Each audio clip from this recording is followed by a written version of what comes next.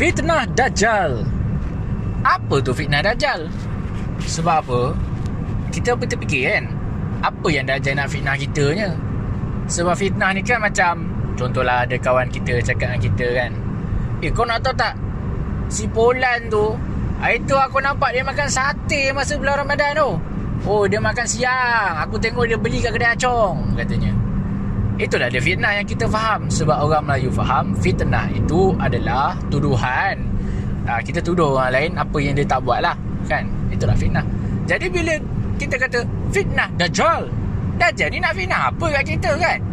Dia nak fitnah kita makan sate juga ke pagi Ramadan, kan?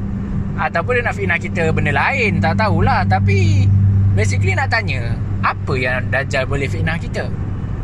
Ini perlu dikembalikan, apa maksud fitnah. Fitnah adalah, sebenarnya fitnah ni maksudnya ujian, kan? Ujian ni maksudnya lah ujian kan, benda yang kita diuji. Misalnya benda yang apa, nak buat misal ni, contohlah kita ditimpa musibah, itu ujian. Itulah dia ujian yang dimaksudkan, ujian fitnah Dajjal ataupun ujian Dajjal. Apabila Dajjal turun, dia membawa lebih besar ujiannya. Sebab itulah yang fitnah ni bukan saja fitnah Dajjal, ada juga orang kata fitnah akhir zaman. Akhir zaman tu bukannya orang dia nak fitnah kita apa kan.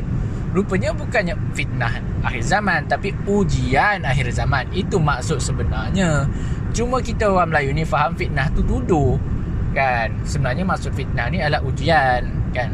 Jadi bila ujian akhir zaman tu, macam sekarang ni lah kita tengok, kita ni ramai, Islam ni hampir majoriti. Kalau ni ikut kan hampir majoriti dunia itu sudah Islam, tapi nak menegakkan agama Islam ini bukan main suka. Nak menegakkan syariat Islam ni bukan main susah. Dalam negara sendiri pun kadang-kadang kita punya syariat tidak dapat ditegakkan. Sebab apa? Sebab kita ini ramai tapi bagai buih di lautan. Itu adalah ujian akhir zaman. Itulah fitnah akhir zaman. Itu belum masuk lagi akan ada satu zaman yang mana Islam ini rarely found. Itu Islam ini tak ramai. Islam ini ghuraba, dia terasing. Itu pun fitnah juga. Itu pun ujian. Fitnah itu kan maksudnya ujian. Itu pun ujian juga, ujian akhir zaman. Itulah maksudnya. Ada yang kata bukan ujian fitnah akhir zaman. Fitnah akhir zaman ni maksudnya sekarang ni lah, seluruh dunia tengah fitnah kita Islam ni teroris.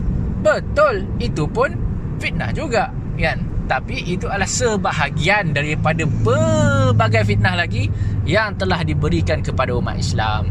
Jadi jangan kita salah anggap Dajjal tu bukannya nak fitnah kita macam kawan tadi fitnah si Polan makan sate di pagi Ramadan. Tidak. Tetapi yang sebenarnya Dajjal ini memberikan lebih besar ujiannya. Kita tengok-tengok zaman sekarang ujian kita pun dah besar dah, kata kan.